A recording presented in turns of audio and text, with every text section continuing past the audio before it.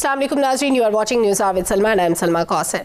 नाज़रीन, मुल्की सियासत पर नज़र डाली जाए तो हुकूमत और अपोजिशन के दरमियान चपकलिश हमें नज़र आती है, लेकिन अपोजिशन के दरमियान भी दरार वाज़ेह है।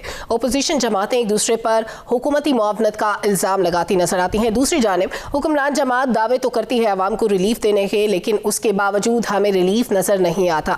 इसके अलावा खित्ते में होने वाली कई तब्दीलियाँ ऐसी हैं जिनका असर बिलवास्ता या बिला वास्ता पाकिस्तान पर पड़ता है या आने वाले दिनों में पड़ सकता है। अफगानिस्तान में होने वाली चेंजेस, कश्मीर की सूरत हाल और मुल्क को दरपेश चैलेंजेस से मुतालिक बात करेंगे। आज के प्रोग्राम में हमें ज्वाइन कर रहे हैं अमीर जमात इस्लामी सिराजुल हक साहब। सिराजुल हक साहब, बहुत शुक्रिया आपने प्रोग्राम के लिए वक्त निकाला। सर, अभी बजट पास हुआ है रिसेंटली, दो बड़ी अपोजिशन जमातों ने एक दूसरे पर इल्ज़ाम तराशी शुरू कर दी बजट पास होते ही और हुकूमत के साथ मुआवनत का इल्ज़ाम लगा दिया है। क्या मुस्तकबिल देख रहे हैं आप PDM का, क्या हालात नज़र आते हैं आपको? बिस्मिल्लाहिर्रहमानिर्रहीम।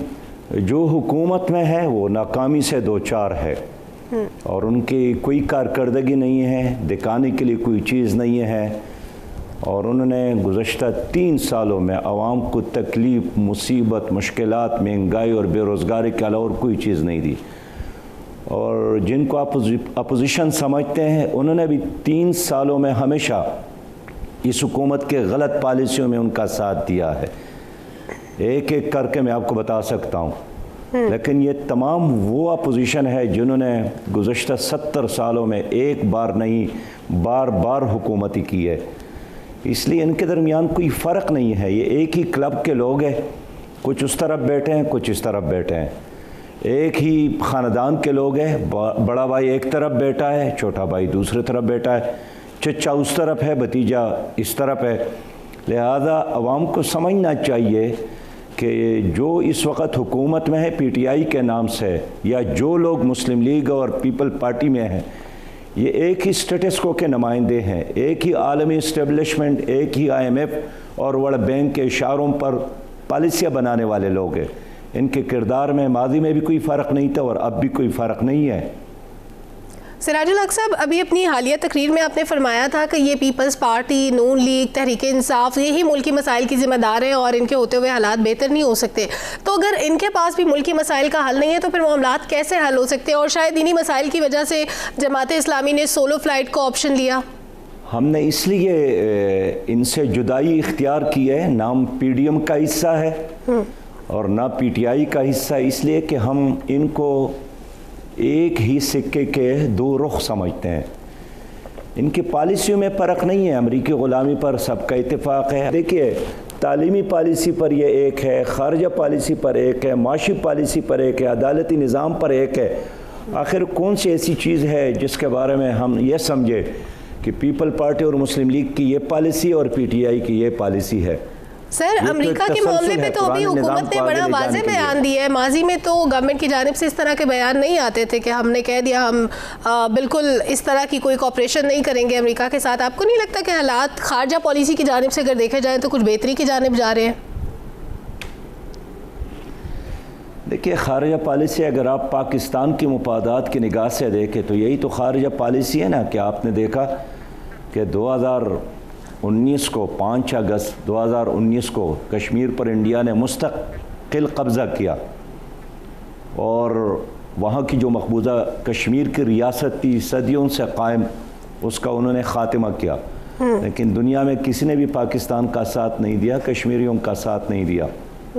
और आज आप देखें, पाकिस्तान खारजा महाज पर इस हद तक नाकाम है कि हमारे लोग अगर सऊदी अरब जाते हैं तो वो भी काबल की एयरपोर्ट को यूज़ करते हैं और इस वक्त भी हज़ारों हमारे पाकिस्तानी भाई काबल में फंस गए हैं।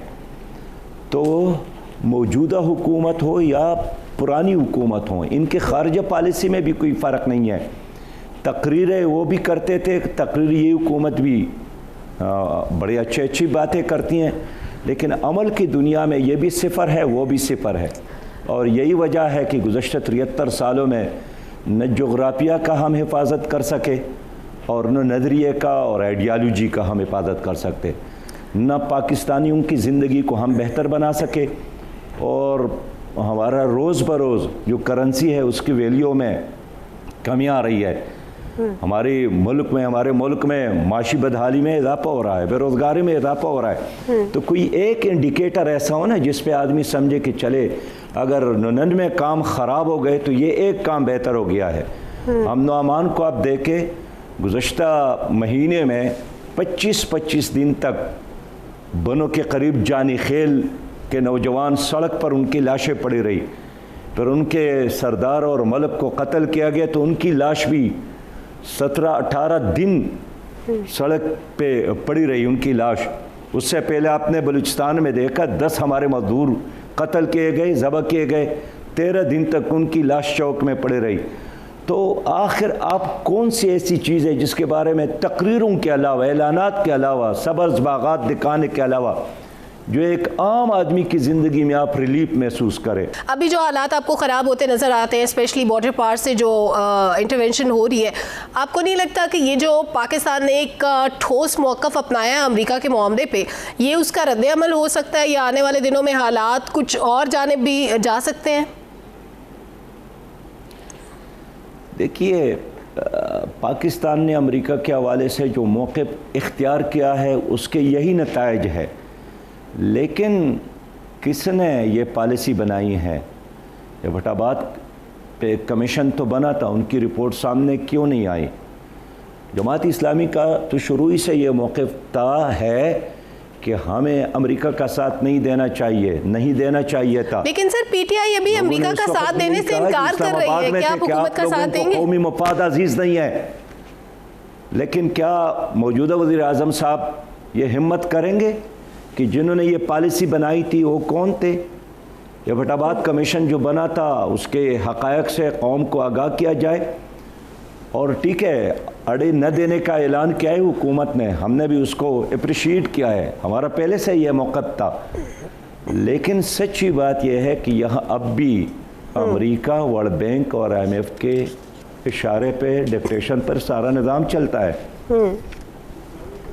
تو سراج الحق صاحب، اگر ہم ابھی پالیسی میں چینجز لانا چاہ رہے ہیں، جس کا میں بار بار ذکر اس لیے کر رہی ہوں کہ یہ بڑا اہم معاملہ ہے اور ملکی سیاست میں اس وقت ہاٹ ٹاپک یہی چل رہا ہے کہ پاکستان نے امریکہ کو فوجی اڈے دینے سے صاف انکار کر دیا ہے، تو اس کے بعد کیا آپ کو لگتا ہے کہ IMF سے بھی پریشر ڈلوایا جا سکتا ہے، FATF کے تھرو بھی پریشرائز کیا جا سکتا ہے پاکستان کو؟ اور جس طرح آپ نے کہا کہ یہ جو حالات خرابی کی جانب بڑھ رہے ہیں، حملے ہو رہے ہیں، تو یہ اسی جواب کا ایک پہلو ہو سکتا ہے، تو آنے والے دنوں میں پاکستان کو اور اس طرح کی چیزوں کے لیے بھی تیار رہنا چاہیے؟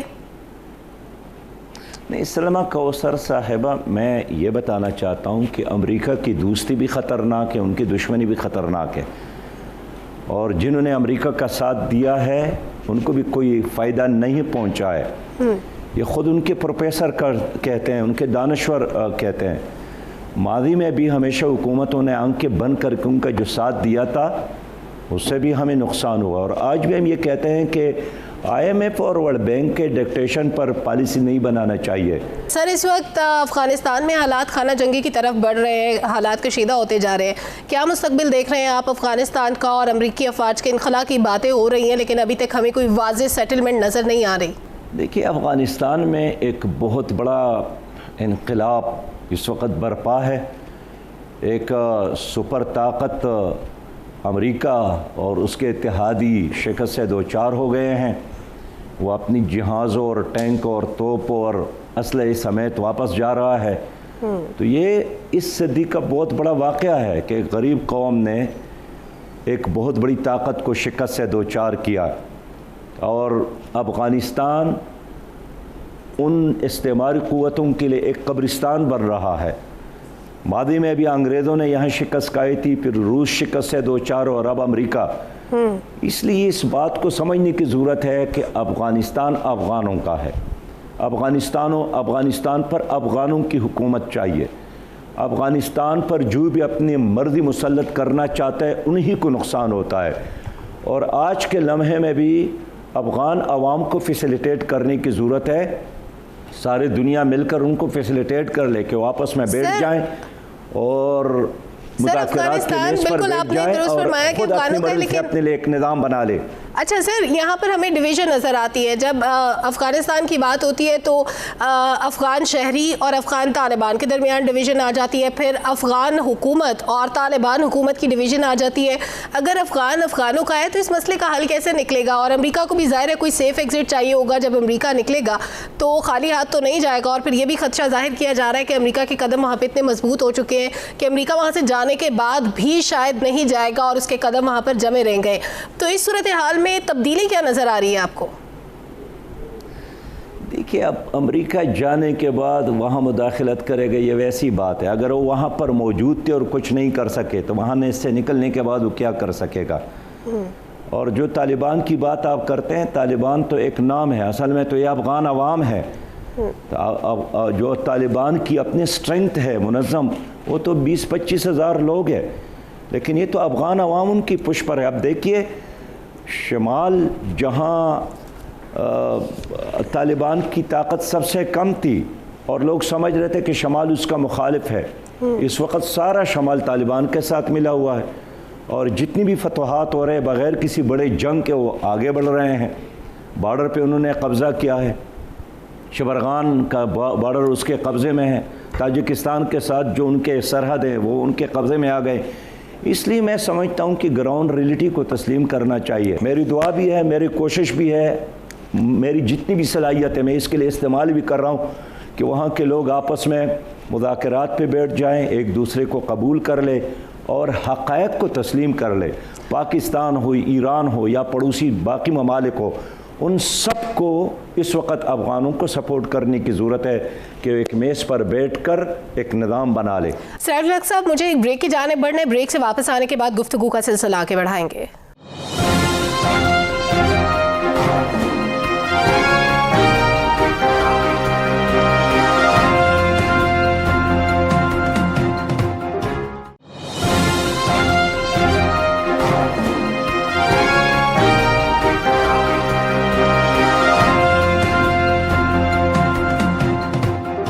ویلکم بیک ناظرین. سراج الحق صاحب ہمارے ساتھ موجود ہیں. امیر جماعت اسلامی سے گفتگو کا سلسلہ جاری ہے. سراج الحق صاحب، آپ نے فرمایا کہ جماعت اسلامی اپنے لیول پر کوشش کر رہی ہے کہ یہ لوگ ایک ساتھ مل کر چلے اور آئندہ اس طرح کے حالات نہ ہو، لیکن اگر امریکہ کے جانے کے بعد حالات بدستور کشیدہ رہتے ہیں، افغان مہاجرین کا مسئلہ پھر سے پیدا ہوتا ہے، ایسی صورتحال پیش آ جاتی ہے، تو پھر پاکستان کو کس طرح سے ڈیل کرنا چاہیے اس معاملے کو؟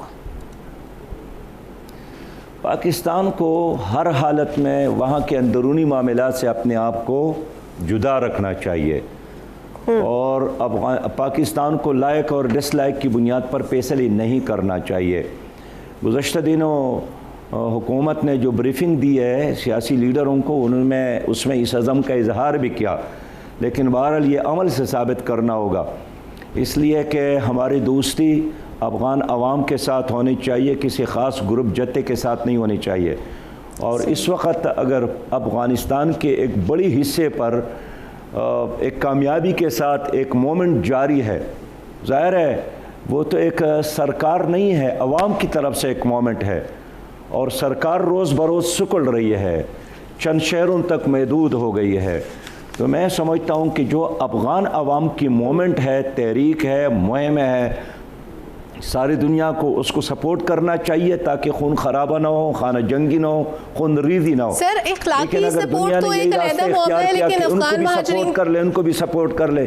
میں یہ عرض کرنا چاہتا ہوں کہ اگر دنیا نے ماضی کی طرح یہی کیا کہ اس جانب کو بھی اسلحہ اور پیسہ اور فیسیلیٹیشن دے دے اور اس کو بھی، میں سمجھتا ہوں کہ اس کے نتیجے میں حالات بہت خراب ہوں گے.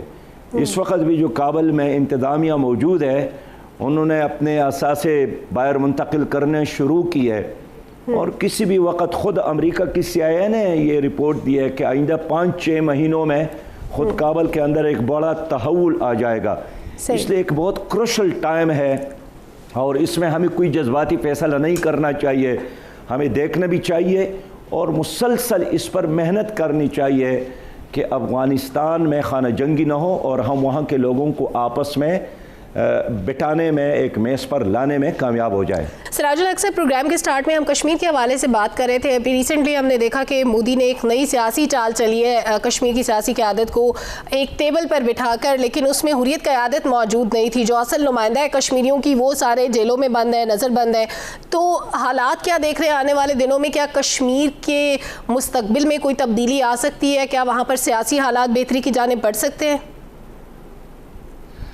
سلمہ کوثر صاحبہ، آپ کی بات بہت اہم ہے، بہت اہم کوشچن ہے، لیکن میں افغانستان کے حوالے سے ایک بار پھر یہ وضاحت کر لوں کہ ماضی میں افغان عوام نے روس کو شکست سے دوچار کیا۔ وہاں گراؤنڈ ریئلٹی میں بہت بڑے بڑے تنظیمات موجود تھی، لیکن پاکستان اور باقی دنیا نے مل کر اصل قوت کو سپورٹ نہیں کیا اور ایک ڈمی قسم کی قیادت اور کمزور حکومت وہاں بنائی، اور اس کے نتیجے میں وہاں خانہ جنگی اور فساد ہوا۔ اس بار میں پھر پاکستان کو یہی یاد دلانا چاہتا ہوں کہ وہاں ایک مصنوعی یا باہر کے آکسیجن پر کوئی نظام بنانے کی بجائے گراؤنڈ ریئلٹی کو تسلیم کیا جائے، اصل قوت کو تسلیم کیا جائے۔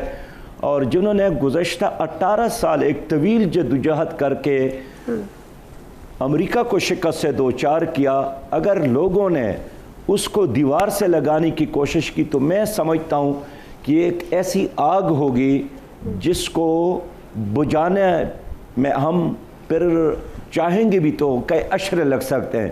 اس لیے میں بار بار کہتا ہوں کہ گراؤنڈ ریئلٹی کو، افغان عوام کی موڈ کو، ان کی مرضی کو اور افغان عوام کی اس بڑی قربانی کو قبول کرنا چاہیے، اس کو رائے گاہ نہیں جانا چاہیے۔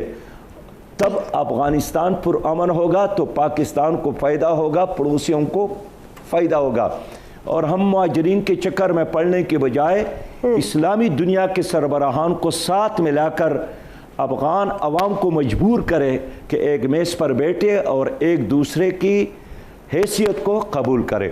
جہاں آپ نے پوچھا کشمیر کے حوالے سے، کشمیر کے حوالے سے میں بات کرنا چاہتا ہوں کہ ایک تو ہم سلام پیش کرتے ہیں، خراج تحسین پیش کرتے ہیں ان شہیدوں کو جنہوں نے کشمیر کی آزادی کے لیے ہزاروں نہیں لاکھوں کے تعداد میں قربانی دی۔ ہم سلام پیش کرتے ہیں ان ماؤں، بہنوں اور بیٹیوں کو جنہوں نے گزشتہ 73 سالوں سے ظالم برہمن کا اور انڈین 8 لاکھ فوج کا مقابلہ کیا۔ ہم سلام پیش کرتے ہیں مقبوضہ کشمیر کی اس سیاسی قیادت کو جنہوں نے گیلانی صاحب کی صورت میں 27 سال جیل میں گزارے ہیں۔ اس میں شبیر شاہ صاحب ہے، اس میں یاسین ملک صاحب ہے، اس میں ہماری بہن آسیہ اندرابی صاحب ہے، اس میں جماعت اسلامی مقبوضہ کشمیر کے امیر ہیں، اس میں صحرائی صاحب ہے جن کی لاش ابھی جیل سے نکلی ہے۔ تو یہ ایک مومنٹ ہے، یہ ایک انقلاب ہے جن کی پشت پر ہمارے کشمیری ماؤں، بہنوں اور بیٹیوں کا اور وہاں پرجوش نوجوانوں کا قربانیاں شامل ہے۔ اب رہی یہ بات کہ پاکستان کو کیا کرنا چاہیے، ہندوستان نے جو کچھ کرنا تھا انہیں کیا ہے۔ انہوں نے مقبوضہ کشمیر کی حیثیت کو ختم کیا اور اس کو آئینی لحاظ سے انڈیا کا حصہ بنایا۔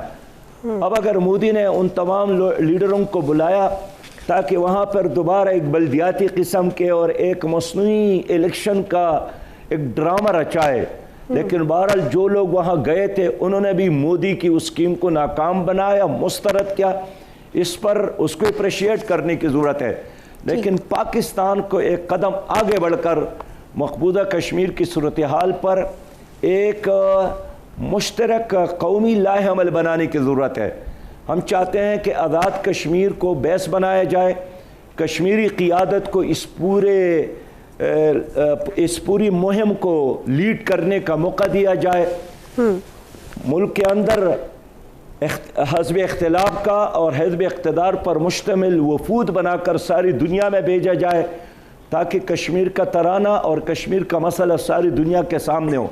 اس وقت مقبوضہ کشمیر میں جو بشری اور انسانی حقوق کی وائلیشن ہو رہی ہے دنیا کو بتایا جائے۔ ہر دن وہاں پہ 30 اور 31 ہزار کی تعداد میں انڈین شہری آ رہے ہیں، ان کو ڈومیسائل ایشو کیے جا رہے ہیں، دنیا کو بتایا جائے کہ وہاں کی جو مسلم میجارٹی ہے اس کو اقلیت میں تبدیل کیا جا رہا ہے، اور 10 سال بعد خود انڈیا مطالبہ کرے گا کہ رائے شماری ہونی چاہیے، اس لیے کہ ان کی اکثریت ہوگی۔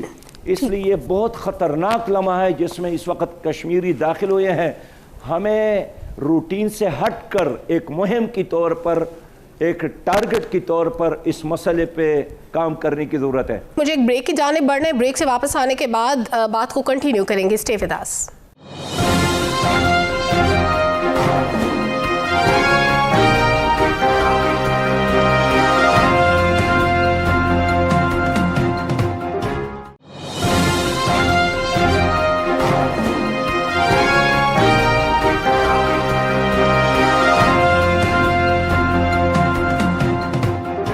ویلکم بیک ناظرین، امیر جماعت اسلامی ہمارے ساتھ موجود ہے۔ کیا آپ کو نظر آتا ہے کہ پی ٹی آئی گورنمنٹ 5 سال پورے کرے گی؟ دیکھیے، پی ٹی آئی کی حکومت کا جو ملبہ ہے وہ کس کے اوپر گرے، کوئی اس کے لیے تیار نہیں ہے۔ وہ اگر چاہتی بھی ہے کہ ان کو کوئی شہادت کا رتبہ ملے، کوئی دینے کے لیے تیار نہیں ہے۔ اور اس لیے دیکھیے، خود پی ڈی ایم کا بھی یہ مطالبہ ہے کہ یہ ٹینیور پورا کرے۔ پیپل پارٹی تو پہلے سے چاہتی ہے کہ ٹینیور پورا کرے، اس لیے کہ سندھ میں ان کی حکومت ہے۔ اس لیے میں سمجھتا ہوں کہ کوئی شارٹ کٹ اختیار کرنے کی بجائے عوام ہی فیصلہ کرے، اور عوام ہی اس ملک کے اصل اختیار مند ہیں۔ میں سمجھتا ہوں کہ ماضی کے جو کھیل ہے اس کو دوبارہ دہرانے کی بجائے ہمیں عوام کی طرف جانا چاہیے۔ لیکن اس میں کوئی شک نہیں ہے کہ معاشی لحاظ سے، سیاسی لحاظ سے، سماجی لحاظ سے یہ حکومت بری طرح ناکام ہو گئی ہے۔ ایک طرف حکومت مدینہ کی اسلامی ریاست کی بات کرتے ہیں، دوسری طرف انہوں نے سودی نظام کو اور مضبوط کیا۔ عمران خان صاحب مدینہ کی اسلامی ریاست کی بات کرتے ہیں، لیکن سینٹ سے وہ بل انہوں نے پاس کروایا ڈومیسٹک وائلنس کے نام پہ، جن کی نہ شریعت اجازت دیتی ہے، نہ پاکستان کا آئین اجازت دیتا ہے، اور مغربی تہذیب کو، مغربی کلچر کو یہاں پر بڑھانے اور آگے لانے اور اس کو اور مضبوط کرنے کے انہوں نے یہ سب کچھ کیا۔ تو میں سمجھتا ہوں کہ خود حکومت کو دیکھنا چاہیے کہ اسے رہنا چاہیے، اگر رہنے کی کوئی جواز ہے تو انہوں نے خود اب ختم کیا ہے۔ اس لیے میں خود دیکھ رہا ہوں کہ شاید خود پی ٹی آئی بھی یہ مطالبہ کرے کہ قبل از وقت الیکشن ہو، اور اب سب سے اہم مسئلہ اس وقت الیکشن ریفارمز ہے۔ پہلا کام یہی کہ الیکشن ریفارمز ہو جائے۔ موجودہ جو الیکشن سسٹم ہے اس میں شفافیت نہیں ہے، اس میں ہمیشہ دھاندلی اور جعلی الیکشن کا منظر ہم دیکھتے ہیں۔ تو سب سے اہم کام اس وقت الیکشن ریفارمز، اس پر حکومت اور اپوزیشن تمام الیکشن ریفارمز کا سب سے اہم پہلو الیکٹرانک ووٹنگ ہے، اس پہ آپ سپورٹ کریں گے گورنمنٹ کو؟ ہم اس کو سپورٹ کرتے ہیں، لیکن اس میں بہت سارے خدشات ہیں، اس کو دور کرنا پڑے گا۔ اس لیے کہ جن ممالک میں اس کا تجربہ ہوا ہے وہاں بھی ایک طویل وقفے اور طویل ایکسرسائز کے بعد وہ اس میں کامیاب ہو گئے ہیں۔ ہمارے ملک میں تو لوڈ شیڈنگ اتنا زیادہ ہے کہ کسی بھی وقت آپ کا الیکٹرانک مشین بھی اگر فیل ہو گیا پھر کیا ہوگا؟ یعنی پہلے تجربہ کرنا چاہیے، اس کے بعد اس کو نافذ کرنا چاہیے۔ سر، ایک آخری سوال کہ جماعت اسلامی نے 2018 کے الیکشن ایم ایم اے کی پلیٹ فارم سے لڑا، لیکن اس کے بعد کچھ اختلافات پیدا ہوئے، دوریاں پیدا ہو گئی۔ آئندہ الیکشن کے لیے ہم کیا امید رکھیں؟ ایم ایم اے ہوگی یا جماعت اسلامی کی سولو فلائٹ ہوگی؟ دیکھیے، اس وقت جماعت اسلامی یہی فیصلہ کیا ہے کہ ہم جماعت اسلامی کی نشان اور جھنڈے کے ساتھ الیکشن لڑیں گے، اچھے لوگوں کو ساتھ لیں گے۔ ماضی میں متحدہ مجلس عمل جس کے صدر جناب مولانا فضل الرحمان صاحب تھے، اب وہ پی ڈی ایم کی امامت فرما رہے ہیں۔ تو جماعت اسلامی نے یہی طے کیا ہے کہ ہم مسلم لیگ یا پیپل پارٹی کی بجائے اپنے نشان اور اپنے جھنڈے کے ساتھ الیکشن لڑیں گے، اس لیے کہ پی ٹی آئی کو بھی قوم نے دیکھا، پیپل پارٹی اور مسلم لیگ تو پہلے سے ایک نہیں بارہا لوگ دیکھ چکے ہیں، ان سے مایوس ہو کر لوگوں نے پی ٹی آئی کو ووٹ دیا تھا، تبدیلی کا نعرہ دے کر لوگوں نے ان پہ اعتماد کیا تھا، لیکن اب وہ تبدیلی سے بھی لوگ بیزار ہو گئے ہیں. اور تبدیلی کا مطلب وزیروں کی تبدیلی، اور تبدیلی کا مطلب آئی جی پی کی بار بار تبدیلی، اور چیف سیکرٹری کی تبدیلی، اور تانادار کی تبدیلی، اور قیمتوں میں مسلسل اضافہ اور مسلسل تبدیلی. اس تبدیلی کے نام سے اب لوگوں کو چڑھ ہو گیا ہے. اس لیے ایک حقیقی اسلامی نظام، سود سے پاک اسلامی نظام، ظلم سے پاک نظام کے لیے لوگوں کو اب جماعت اسلامی کا ساتھ دینا چاہیے، اور ہم انشاءاللہ میدان میں موجود ہیں. جماعت اسلامی آئندہ الیکشن اپنے نشان اور اپنی جماعت کے طور پر لڑے گی. بہت شکریہ سراج الحق صاحب ہمارے ساتھ موجود تھے. ناظرین، اس کے ساتھ ہی پروگرام کا وقت ختم ہو گیا ہے. نیوز آر سے اجازت دیجیے. اللہ حافظ.